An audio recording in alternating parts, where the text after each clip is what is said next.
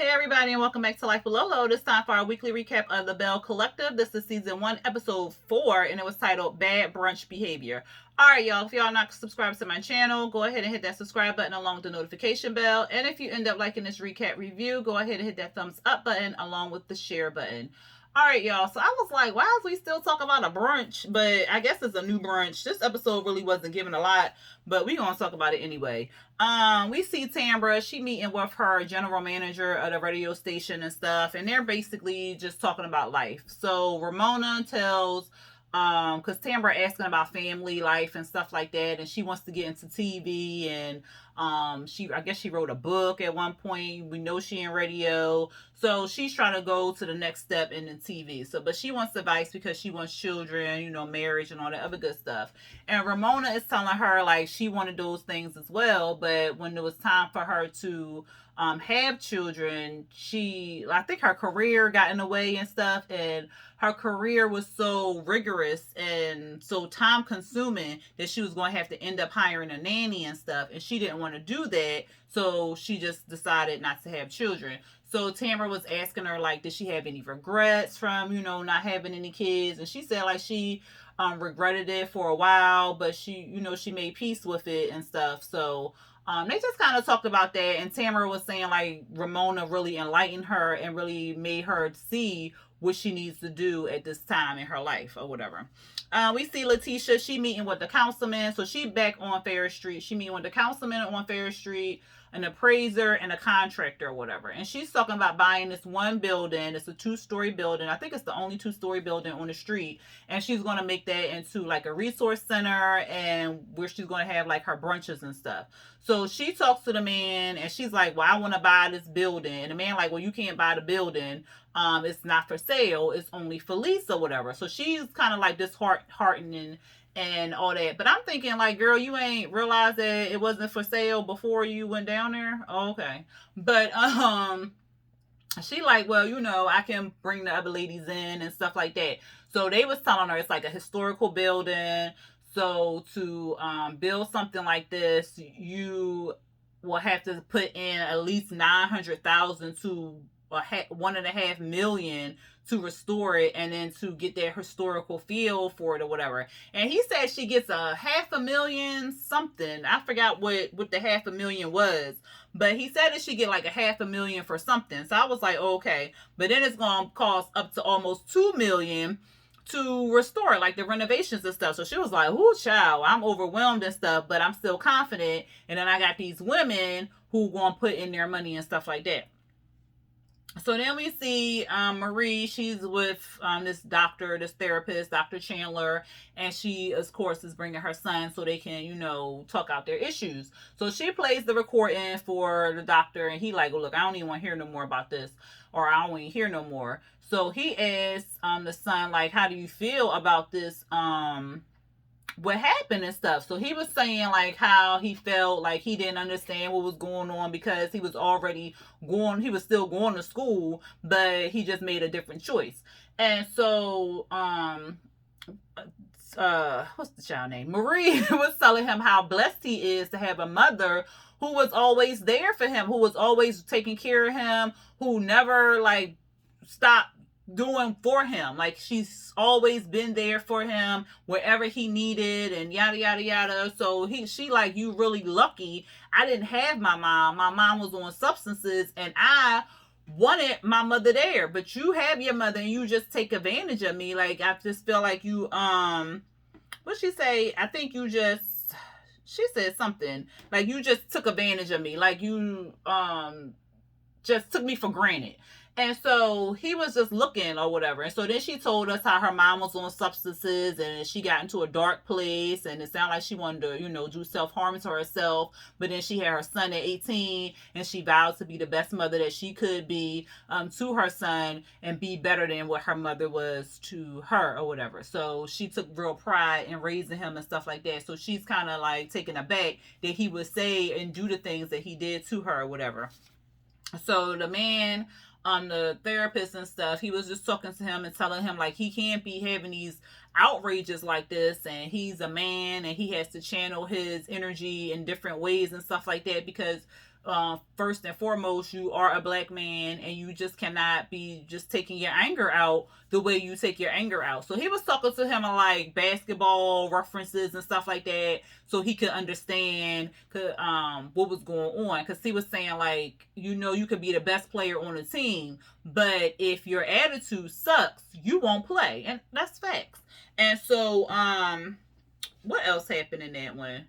And he told Marie not to be recording anything else. Like, don't record anything else. Don't videotape anything else.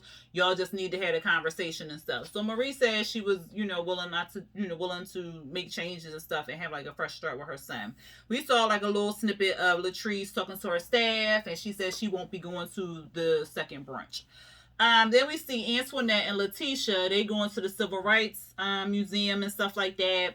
And it's hard to see those things. Here in DC, we have the Smithsonian African American Museum. If you've ever been to DC, you need to check it out. If you haven't checked it out already, I've been like 4 times. It's like 5 levels. Yeah, 5 levels. The first 2 levels. Yes, the first 2 levels are, because it goes like in order, so you gotta start from the bottom and then work your way up. The first 2 levels are like the slave era. Then it goes up. Then they have like a replica of the slave ship, chains and stuff, like different thing, like houses where like the slaves used to sleep at and stuff like that. It's a really dope museum. I'm trying to remember because I haven't been in a while, but the 3rd floor, I want to say the 3rd floor the sports. I can't remember exactly which floor. I think the 3rd floor is like the sports area, and I know like the last floor is like music and stuff like that, and that's a really good floor. I really enjoyed that one. The first 2, I think the second one has the Emmett Till, Lord have mercy, I can't think. I cannot think of what it's called. The Emmett Till, area. It's not called the area. Y'all know what I'm trying to say. I can't think of the dang on word, but it has that. The casket, and then it has like a picture of how he looked in the casket, and then it has the music. Child, I could not even be in there for like, I think I was in there for like 30 seconds and I came out crying because it was just really overwhelming. Like you could feel the energy, and it was just a lot. But it, like I said, it's a really dope museum, so you should check it out if you ever go to DC or whatever like that. And then we have other museums too in DC. But at any rate, they went to the Civil Rights Museum in Mississippi, and I think almost every state has a Civil Rights Museum. I know Atlanta has a lot, and every time I go in there, it's just like the energy it's just overwhelming and stuff like that. And I don't like statues. I have a thing about statues and stuff like that, so I can't really, it's a phobia, but it's just overwhelming. So I can just imagine how they were feeling when they went into that museum, just walking around, seeing the slave ships and seeing the pictures up there and reading all the stuff about how people were captive and transferred from Africa over, and it was just a lot. So I can understand where they were going through and stuff like that. It's emotional. To see that, to read that, see the lynching and all that other, it's really emotional. So Antoinette and Letitia were like tearing up and stuff like that as they were walking through. When they finished walking through the museum, they sat down and they started talking about the brunch and stuff like that. And Antoinette said she was going to go to the brunch. She said she doesn't agree or doesn't like the brunches or whatever like that, but she's going to go to support Letitia or whatever. So that was good. Tamara, she meeting with her ex. So the ex, when they was together for 16 years, And this is the ex that the parents was talking about last episode, who they still friends with, and they want her to hook back up with. Okay. Like you calling the ex up to have the baby, right? So that's the ex. So she going on like a first date with him, and they're just talking, and they seem like they got like a good vibe, good chemistry and stuff. And she said that they broke up. It wasn't anything. It was a amicable separation or whatever like that. So they stayed friends and stuff like that. But it seemed like they hadn't talked in a while. But at any rate, they were talking. He still doesn't have children. We know she's 40 and she doesn't have any children. So I'm assuming he around the same age. And he said he still wants to have kids. So she's happy that he's still on that same wavelength. But she like, let me slow down. This is the first date. So he was saying, because he asked her, like, why did we break? Why do you think we didn't work? And she was like, I don't know. That's a good question. And so he was like, well, I feel as though, well, no, she said you got too comfortable with me. Like you were real romantic in the beginning, but then it seemed like you pulled back and you got too comfortable with me. And so then he was saying like, well, I saw that your career was taking off or whatever. And so I wanted to be more supportive in your career because I saw the talent that you had in you. And I just wanted to be supportive and take that back seat and let you flourish and do what you wanted to do. So she was like, wow, I didn't even know that or whatever. So they probably would have still been together now, child. They would have just talked about it. But you know, things happen the way they're supposed to happen. So she was like, I didn't even realize that my career had gotten in the way of our relationship and stuff. So she's saying like she just wants to have it all, her career, her family and stuff like that. So she trying to balance that out and figure that out. He asked her out on a second date and she said, yeah, we'll have a second date. We finally get to the brunch, child. And Letitia is excited about announcing this Fair Street. I wish everybody just shut the hell up. So this woman can introduce this idea of Ferris Street. Like, OMG, this is episode 4. She been talking about Ferris Street since episode 1. And she still ain't announced it, child. She still ain't announced it. I said, oh my God. But anyway, child, we get to the brunch. Everybody looking presentable, okay? Tamara, she the host, so she hosted. Miss Dorothy there, you know, the older lady who showed her, you know, Ferris Street and stuff. The councilman there, Marie. So Antoinette there. Antoinette going around saying hi to everybody, right? Here go Marie. She gotta be shady. Oh, so I get a hug now since your entourage in here. Just give the girl a hug. Like, why you gotta do all this extra shit? Like, ugh. And so, Kayline come. And I'm thinking, well, what is Kayline there for? But I guess, I mean, she a woman, so, like, whatever. It's the women's empowerment. We empowering women. But I'm like, she just seemed kind of odd. Like, not because she white, because white people can hang with black people all day long. Like, some of my good friends is, you know, Caucasian and stuff. You know, I really say they sisters. But, you know, I mean, because one I call my sister, so, you know, whatever. But anyway, but she was just out of place. She just seemed out of place. But she goes there. And they, you know, having their affirmations and stuff. And it's like, I'm a strong black woman. And here go Kaylin. Well, you know, I think I'm a white woman or whatever. And I'm like, girl, just fill in the blank. And so they do the affirmations. Then Tamara starts talking about, somehow it came about racism. And she asked, like, who has experienced racism here? Almost everybody raised their hand except for like Kayline and one other chick or whatever. And so they was like, Tamara was like, I could say I was Kim 4 months ago, but I experienced it 4 months ago. So now I can say I experienced racism and stuff. So she said she doesn't like to pump gas. So she went to a full service gas station and stuff like that. I didn't know they had those down south. I know they got one in Jersey. And I had went there leaving New York. I was leaving New York. And I had went there. And I was like, what is this man doing? I was like, what? They was like, which gas you want, man? I said, what? And then I looked. I was like, oh, fools. Oh, okay. So I like giving people your card. I was so not used to that. I was just like, oh, okay, this is different. Because I was like, sir, I don't want you to pump. What is you doing?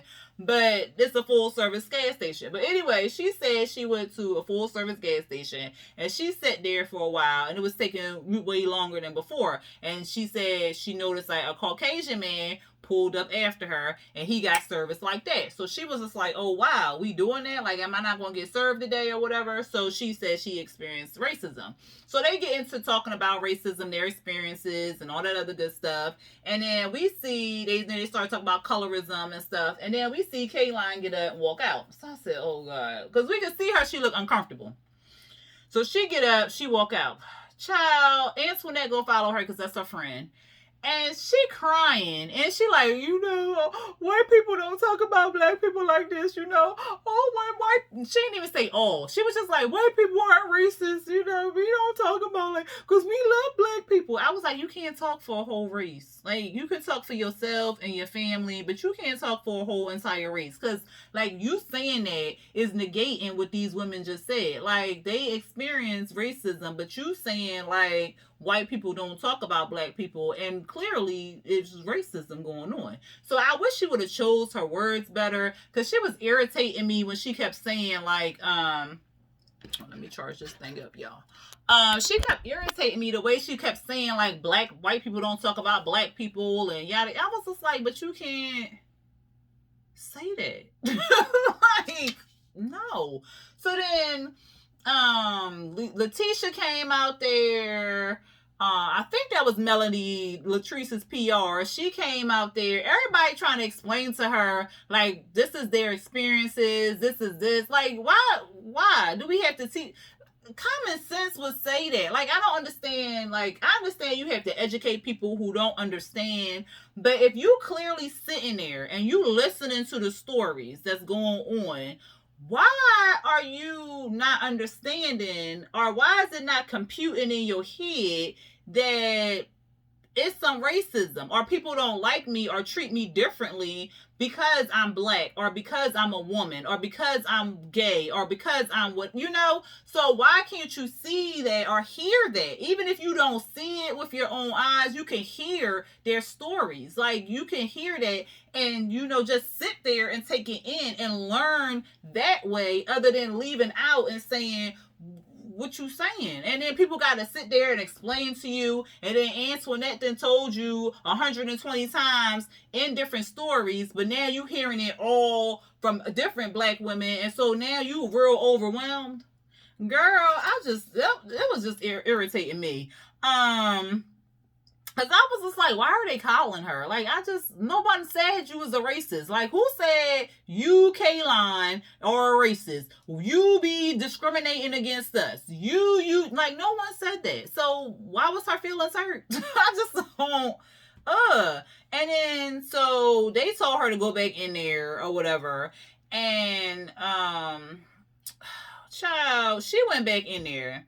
And so, of course, everybody wanted to know why she left. So then Antoinette had to started speaking for her and saying how she was feeling about what was going on, what was being said, and stuff like that. And so she like, well, my family is like, you know, my family is well-to-do in Mississippi, and we don't treat black people like that, you know, and like, this is, like, we shouldn't be talking like this because we don't talk about people like this. And then the media needs to see that we're all together and stuff, because this happens. Like, we're all together and stuff.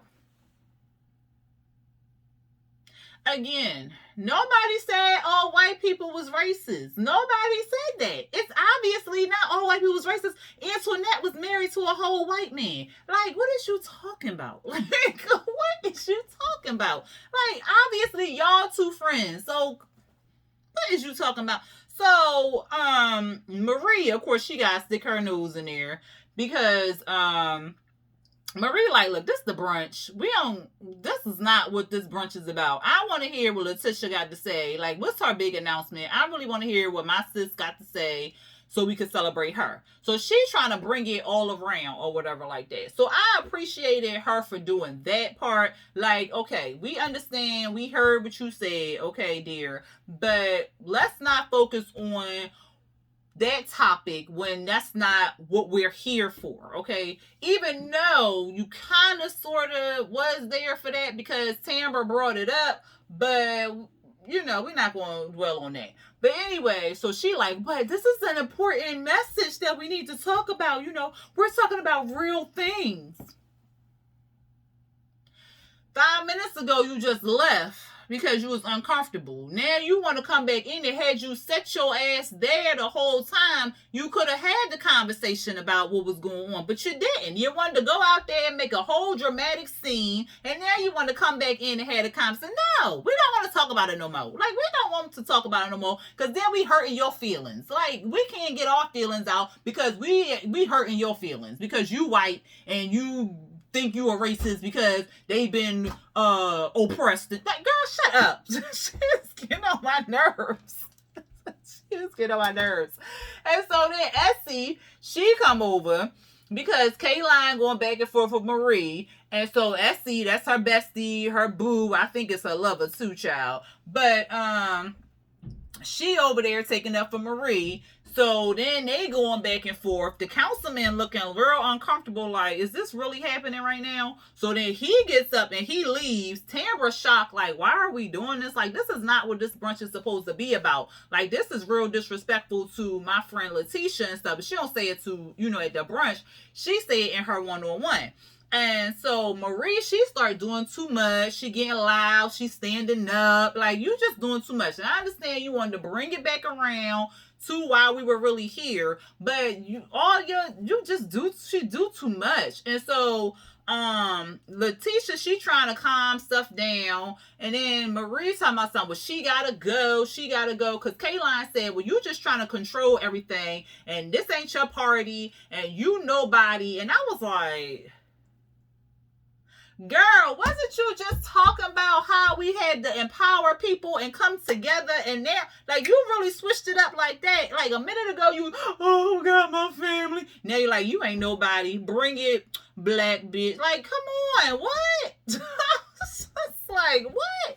So that's why Tamara was upset, because she like, you don't call nobody. And then Marie, she all up in her, Google me, all this extra stuff. Like, it was just too much. And so, Kayline, because when Marie was saying, like, you gotta go, Kayline was like, well, come here, or whatever. So here go Marie, come here. This ain't the 1950s or the 60s stuff. Like, no, you won't talk to me like that. I said, now, what that had to do with 1950s and the 60s? Girl, what? And so she's talking about something. When she said, come here, I channeled my ancestor.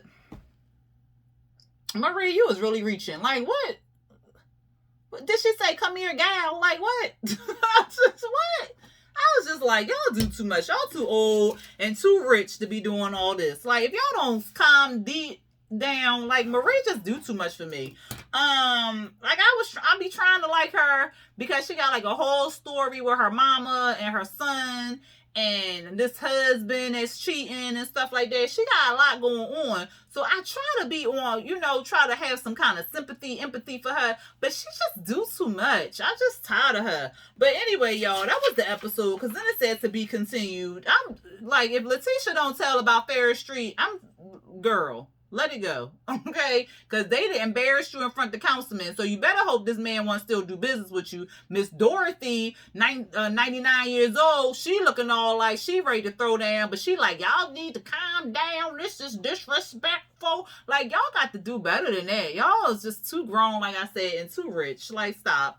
Anyway, y'all let me know what y'all thought about the show down there in them comments. Again, if you are not subscribed to my channel, go ahead and hit that subscribe button along with the notification bell. And if you ended up liking this recap review, go ahead and hit that thumbs up button along with the share button. All right, y'all. Until next time. Peace.